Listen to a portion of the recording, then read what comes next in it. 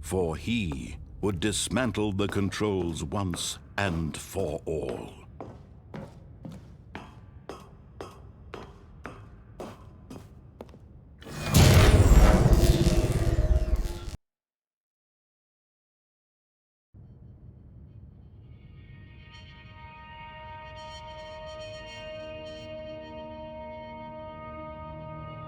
Blackness and a rising chill of uncertainty. Was it over? Yes! He had won! He had defeated the machine, unshackled himself from someone else's command. Freedom was mere moments away. And yet, even as the immense door slowly opened, Stanley reflected on how many puzzles still lay unsolved. Where had his co-workers gone? How had he been freed from the machine's grasp? What other mysteries did this strange building hold? But as sunlight streamed into the chamber, he realized none of this mattered to him, for it was not knowledge or even power that he had been seeking, but happiness. Perhaps his goal had not been to understand, but to let go. No longer would anyone tell him where to go, what to do, or how to feel. Whatever life he lives, it will be his. And that was all he needed to know. It was perhaps the only thing worth knowing. Stanley stepped through the open door. Stanley felt the cool breeze upon his skin, the feeling of liberation, the immense possibility of the new path before him. This was exactly the way, right now, that things were meant to happen.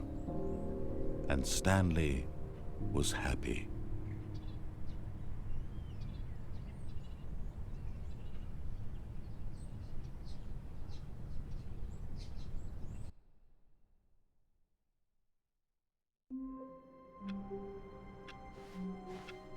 All of his co-workers were gone.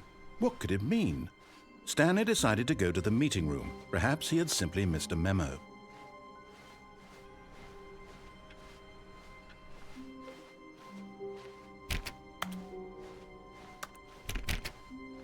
When Stanley came to a set of 2 open doors, this was not the correct way to the meeting room, and Stanley knew it perfectly well. Perhaps he wanted to stop by the employee lounge first, just to admire it.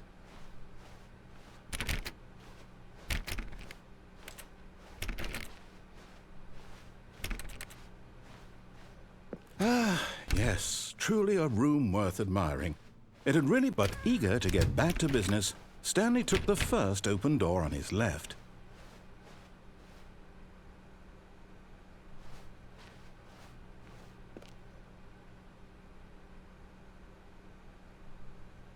Stanley was so bad at following directions, it's incredible he wasn't fired years ago.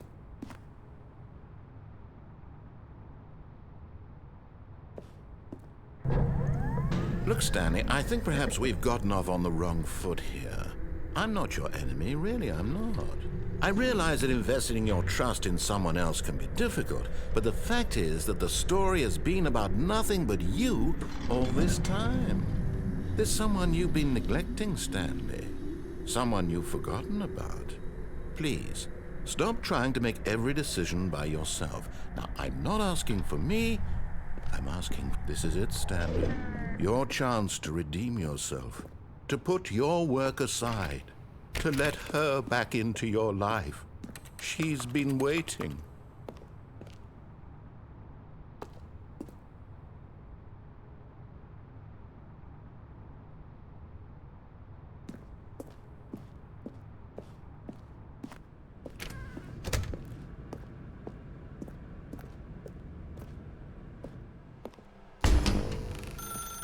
That's her, Stanley.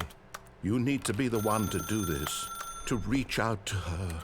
If you can truly place your faith in another, then pick up the phone.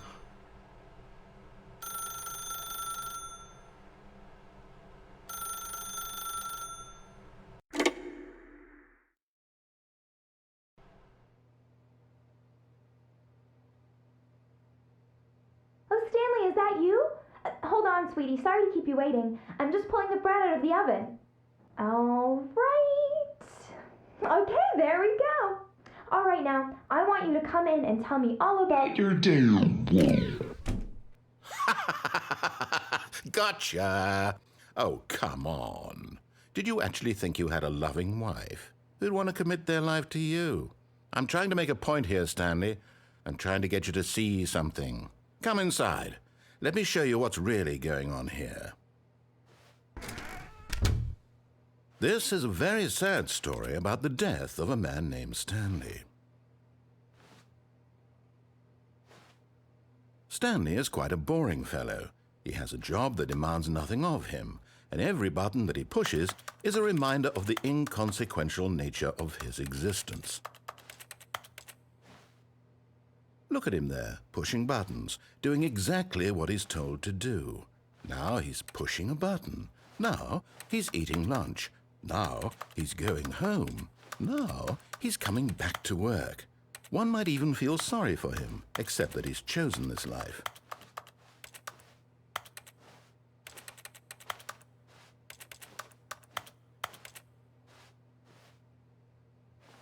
But in his mind, he can go on fantastic adventures.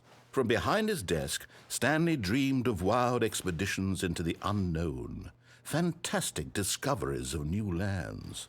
It was wonderful, and each day that he returned to work was a reminder that none of it would ever happen to him.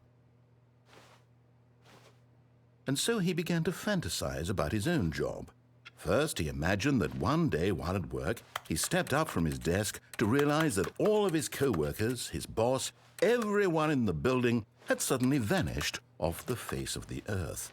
The thought excited him terribly. So he went further. He imagined that he came to 2 open doors and that he could go through either. At last, choice. It barely even mattered what lay behind each door. The mere thought that his decisions would mean something was almost too wonderful to behold. As he wandered through this fantasy world, he began to fill it with many possible paths and destinations.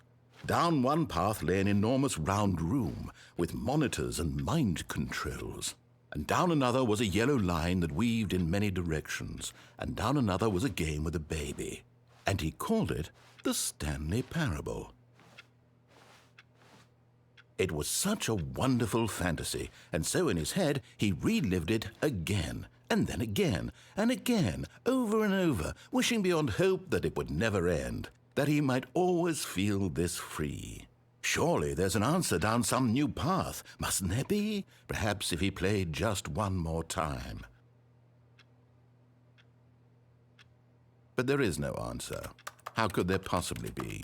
In reality, all he's doing is pushing the same buttons he always has. Nothing has changed.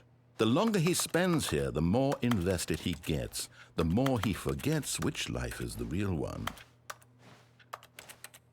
And I'm trying to tell him this, that in this world he can never be anything but an observer, that as long as he remains here, he's slowly killing himself. But he won't listen to me. He won't stop. Here, watch this. Stanley, the next time the screen asks you to push a button, do not do it.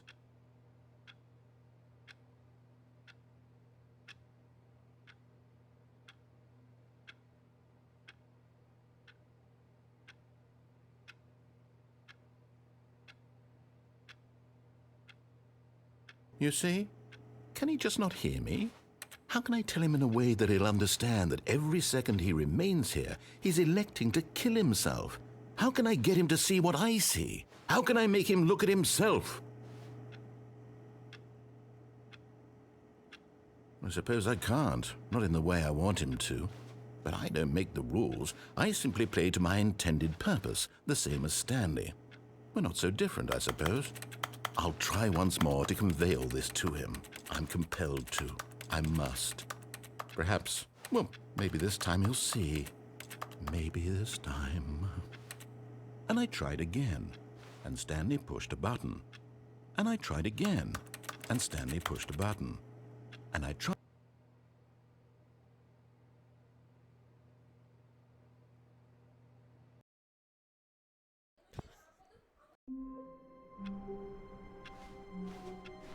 All of his co-workers were gone. What could it mean? Stanley decided to go to the meeting room. Perhaps he had simply missed a memo. No matter how hard Stanley looked, he couldn't find a trace of his co-workers.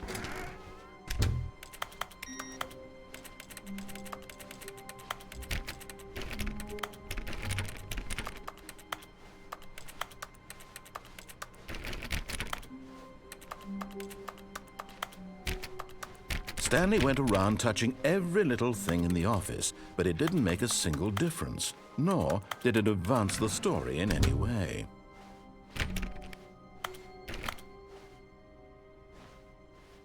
When Stanley came to a set of 2 open doors, he entered the door on his left.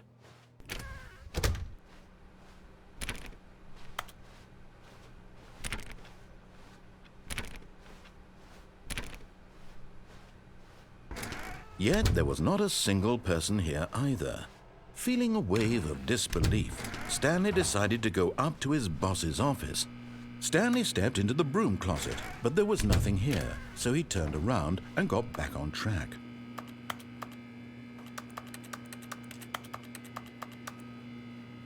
There was nothing here.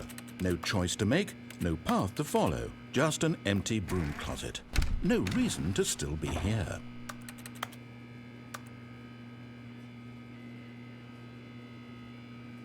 It was baffling that Stanley was still just sitting in the broom closet. He wasn't even doing anything. At least if there was something to interact with, he'd be justified in some way. As it is, he's literally just standing there doing sweet FA.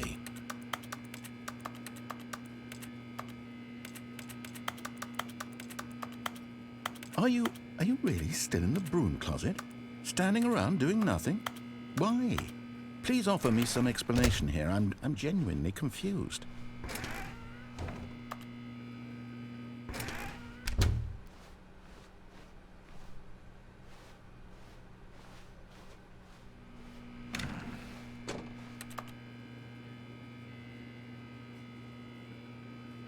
You do realize there's no choice or anything in here, right? If I'd said Stanley walked past the broom closet, at least you would have had a reason for exploring it to find out. But it didn't even occur to me because literally this closet is of absolutely no significance to the story. Coming to a staircase, Stanley walked upstairs to his boss's office.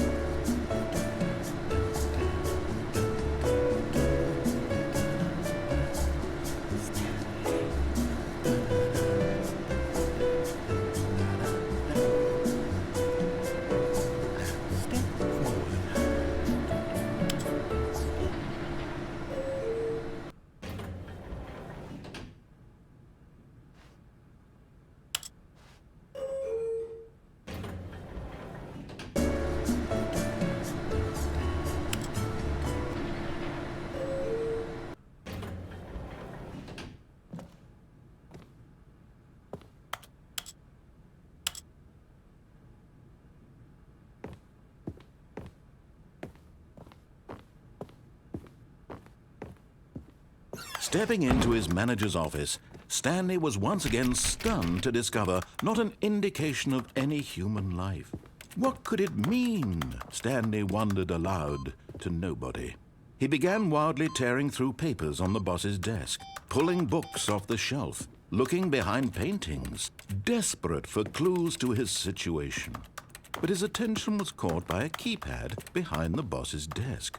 What could its purpose be? In fact, this keypad guarded the terrible secret that lay buried below his feet. And so the boss had